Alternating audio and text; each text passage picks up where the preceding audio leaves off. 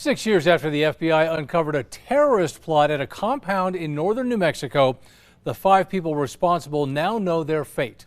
News 13's Alexis Kineski has more from federal court. Finally, to be able to put this to bed, to give some finality in sentence and some justice, it feels great. That's New Mexico's U.S. Attorney Alexander Ubaez satisfied with today's sentencing of the 5 people connected to a terrorist plot in northern New Mexico.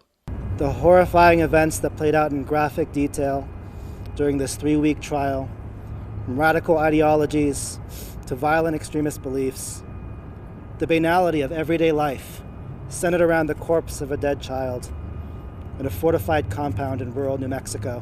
Siraj Wahaj, his sisters Hushra and Subhana's husband Lucas Morton were sentenced to life in prison. The ringleader of the group, Jamie Lavelle, took a plea deal. She was sentenced to 15 years in prison. She took responsibility. She took it early and she took it fully. And here in the United States justice system, we value folks who redeem themselves by taking responsibility for the terrible things that they did. It all started after a federal raid uncovered a terrorist training ground in Taos County in 2018.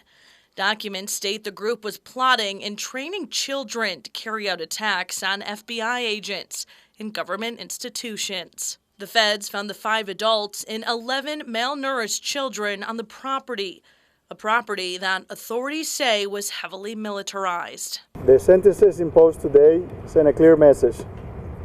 The FBI takes its mission of protecting the American public seriously. The feds claim the group kidnapped Siraj Wahaj's 3-year-old son from his mother in Georgia and took him to the property where he was subjected to exorcism rituals. Authorities believe they were planning to use the child as a prop in their plot to kill those who did not convert and follow Lavelle.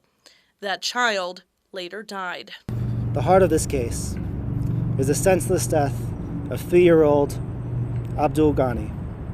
As a father myself, I offer my deepest condolences. Documents state Lavelle covered up the death and convinced the group the boy would be resurrected.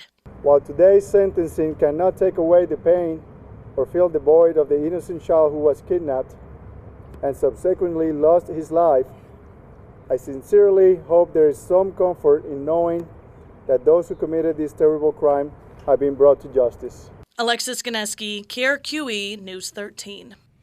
A federal jury convicted Wahaj, Lavelle, and Morton on terrorism charges.